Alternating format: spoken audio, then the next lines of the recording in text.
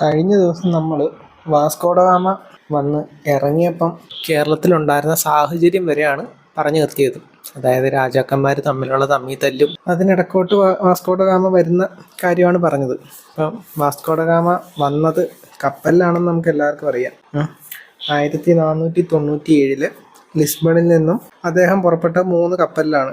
കപ്പലിൻ്റെ പേരൊക്കെ ഒന്ന് ഓർത്തു വെക്കാൻ വേണ്ടി പറയാം. ഒരെണ്ണം സെൻറ്റ് ഗബ്രിയേൽ എന്ന് പറഞ്ഞ കപ്പല്, സെൻറ്റ് റാഫേൽ എന്ന് പറഞ്ഞ കപ്പല്, പിന്നെ ബരിയോ എന്ന് പറഞ്ഞ കപ്പല്. സെൻറ്റ് ഗബ്രിയേൽ എന്ന് പറഞ്ഞ കപ്പലിലായിരുന്നു വാസ്കോഡഗാമ വന്നത്. കൂട്ടത്തിൽ വന്നിരുന്നത് ഒരാൾ അദ്ദേഹത്തിന്റെ സഹോദരനായിരുന്നു. അദ്ദേഹം സെൻറ്റ് റാഫേൽ എന്ന് പറയുന്ന കപ്പലിലായിരുന്നു. സെൻറ്റ് ബരിയോ എന്ന് പറഞ്ഞ കപ്പലിൽ നിക്കോള കൊഹിനോ എന്ന് പറഞ്ഞ കപ്പിത്താനാണ് കൂട്ടത്തിലുണ്ടായിരുന്നത്.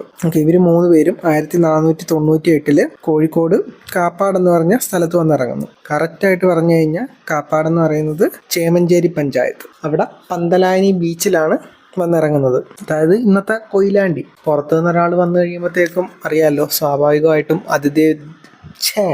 അതിഥി ദേവോ ഭവ എന്നാണല്ലോ. സ്വാഭാവികമായിട്ടും നമ്മുടെ സാമൂതിരി അവരെ സ്വീകരിച്ച് മാത്രമല്ല, സാമൂതിരിയുടെ കൊട്ടാരത്തിലേക്ക് ക്ഷണിക്കുകയും ചെയ്തു. അവിടെ ചെന്നിട്ട് വാസ്കോഡഗാമ പറഞ്ഞത് സാധനങ്ങളൊക്കെ വിൽക്കാനായിട്ടാണ് വന്നത്, പക്ഷെ കുറച്ച് സാധനങ്ങളൊന്നും വിൽക്കാൻ പറ്റിയിട്ടില്ല.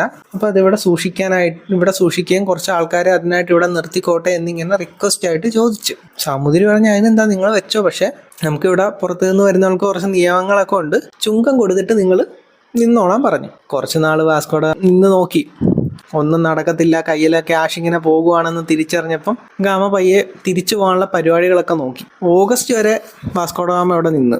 ഓഗസ്റ്റ് ആയപ്പോഴത്തേക്കും പുള്ളി പയ്യെ പെട്ടിയും കിടക്കയൊക്കെ എടുത്തുകൊണ്ട് പോകുന്നതിന് മുമ്പ് എന്താണേലും കണ്ണൂർ പോയി കോലത്തിരി ഒന്ന് കാണാമെന്ന് വെച്ച്. കോലത്തിരിയെ കണ്ടപ്പോഴത്തേക്കും കോലത്തിരി ഫുൾ സപ്പോർട്ട്, സഹായിക്കാം എന്നൊക്കെ കോലത്തിരി ഏറ്റു. മാത്രമല്ല മുഴുവൻ വാണിജ്യ സൗകര്യങ്ങൾ വരെ ഒരുക്കി കൊടുക്കുക എന്നന്ന് കോലത്തിരി പറഞ്ഞു. അതിനായിട്ട് ചരക്ക് കയറ്റുന്നതിനായിട്ടൊരു കരാറും ഒപ്പിട്ട് ആ കിട്ടിയ സംഭവങ്ങളെല്ലാം എടുത്ത് കപ്പലിലും ആക്കി വാസ്കോഡഗാമ പയ്യെ 1498 അവസാനം ആയപ്പോഴത്തേക്കും പോയി 1499 ലിസ്ബണിൽ തിരിച്ചെത്തിയപ്പോഴത്തേക്കും വാസ്കോഡഗാമയ്ക്ക് വൻ സ്വീകരണമാണ് നാട്ടിൽ കിട്ടിയത്. അതായത് കൊണ്ടുപോയത് 1 ആണെങ്കിൽ തിരിച്ചു കൊണ്ടുവന്നത് 6 ഇരട്ടി സാധനങ്ങളൊക്കെ ആയിട്ടാണ് വാസ്കോഡഗാമ തിരിച്ച് അവിടെ എത്തുന്നത്.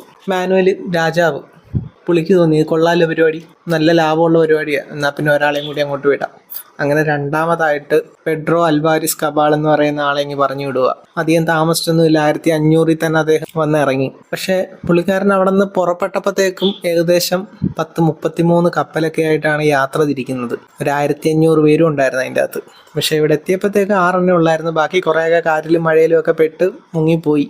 അങ്ങനെ അദ്ദേഹം കോഴിക്കോടാണ് എത്തുന്നത്. കോഴിക്കോട് വന്നിട്ട് അദ്ദേഹത്തിൻ്റെ ഒരു അനുയായി ഉണ്ടായിരുന്നു, അദ്ദേഹത്തിൻ്റെ ഒരു പ്രതിനിധി ഐറിസ് എന്ന് പേരുള്ള. അപ്പോൾ പുള്ളിക്കാരനെ പയ്യെ സാമൂതിരിയുടെ അടുത്തേക്ക് വിടുക.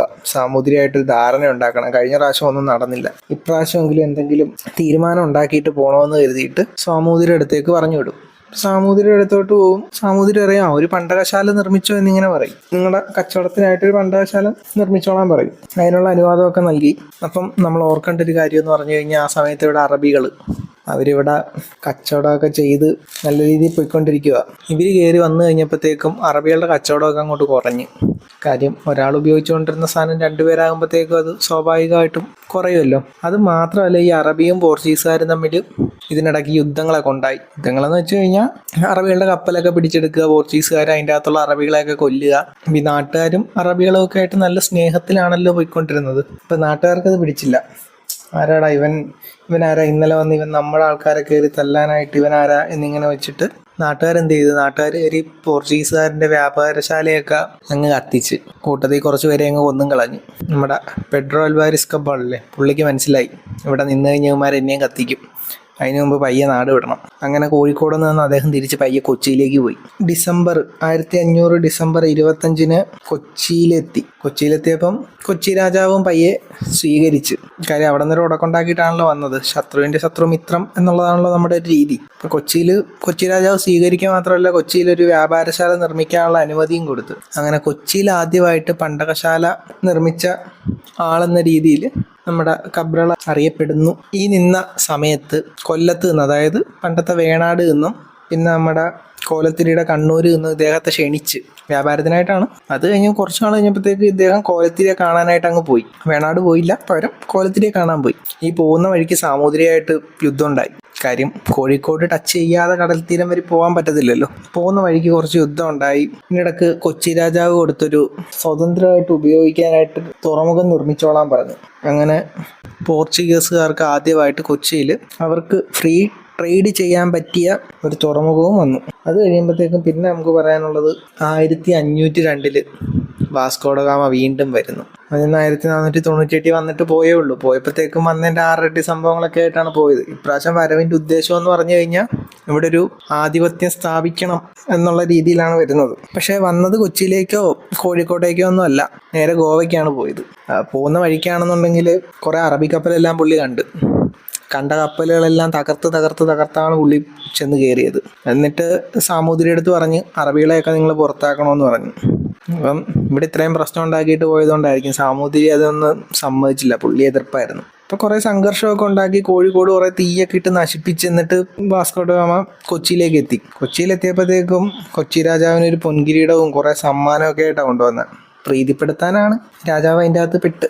രാജാവുമായിട്ട് ഒരു ഉടമ്പടി വെക്കാനാണ് ഇപ്രാവശ്യത്തെ വരവ്. സംഭവം ഇത്രേ ഉള്ളൂ. അതായത് ഇവിടെ കൊച്ചിയിൽ ഉണ്ടാക്കുന്ന കുരുമുളക്, ഏലം, മറ്റുള്ള ചരക്കുകളെല്ലാം പോർച്ചുഗീസ് കപ്പിത്താനും കൊച്ചി രാജാവും പറയുന്ന വിലയ്ക്ക് പോർച്ചുഗീസിന് വിറ്റോളാം എന്നുള്ളൊരു കരാറിലാണ് അന്ന് കൊച്ചി രാജാവും ഈ പറഞ്ഞ പോർച്ചുഗീസുമായിട്ട് ഒപ്പുവയ്ക്കുന്നത്. അതുകൂടാതെ വ്യാപാര സ്ഥാപനങ്ങൾ തുടങ്ങാനും സൈനിക താവളങ്ങൾ തുടങ്ങാനും എല്ലാം അനുമതി നൽകി. അത് കഴിഞ്ഞപ്പോഴത്തേക്കും പയ്യെ വാസ്കോഡഗാമ കൊല്ലത്തേക്ക് പോയി. അവിടെ പോയിട്ട് അവിടെ നിന്നും ചരക്ക് കയറ്റി കുറേ, എന്നിട്ടാണ് നാട്ടിലേക്ക് തിരിച്ചു പോകുന്നത്. ഇതിനിടക്ക് കൊച്ചി കോഴിക്കോട് യുദ്ധമൊക്കെ നടന്നായിരുന്നു. ഇതിനിടക്ക് കാര്യം അവിടെ നിന്ന് പുറത്താക്കി ഇവിടെ വന്നപ്പോൾ സ്വാഭാവികമായിട്ടും കോഴിക്കോട് സാമൂതിരി വന്ന് കൊച്ചി രാജാവുമായിട്ട് യുദ്ധമൊക്കെ ഉണ്ടാക്കി. ഇതിനിടക്ക് അന്നത്തെ ഒരു ചീഫ് ഓഫീസർ ആയിരുന്നു അൽബുക്കർക്ക്. അദ്ദേഹം പിന്നീട് വൈസ്രോയി ഒക്കെ ആയിട്ടുണ്ട്. 1502 അദ്ദേഹം ചീഫ് ഓഫീസർ ആയിരുന്നു. അപ്പോൾ അൽബുക്കർക്ക് 1502 കൊച്ചിയിൽ മാനുവൽ കോട്ട പണി കഴിപ്പിക്കുന്നത്. ആദ്യം വാസ്കോഡഗാമ വന്നപ്പോഴത്തേക്കും 6 സാധനങ്ങളുമായിട്ട് പോയി. ഇപ്രാവശ്യം വന്നപ്പോഴത്തേക്കും സ്വന്തമായിട്ട് ഉപയോഗിക്കാവുന്നൊരു തുറമുഖവും ഉണ്ട്, സൈനിക താവളങ്ങളും ഉണ്ട്, കുറേ ഉടമ്പടികളും ഒപ്പിട്ട്. അപ്പോൾ എന്തുകൊണ്ടും ഈ വരവ് വാസ്കോഡഗാമയ്ക്ക് നല്ലൊരു നേട്ടമാണ് സമ്മാനിച്ചത്. അപ്പോൾ ബാക്കി കഥ പിന്നെ പറയാം.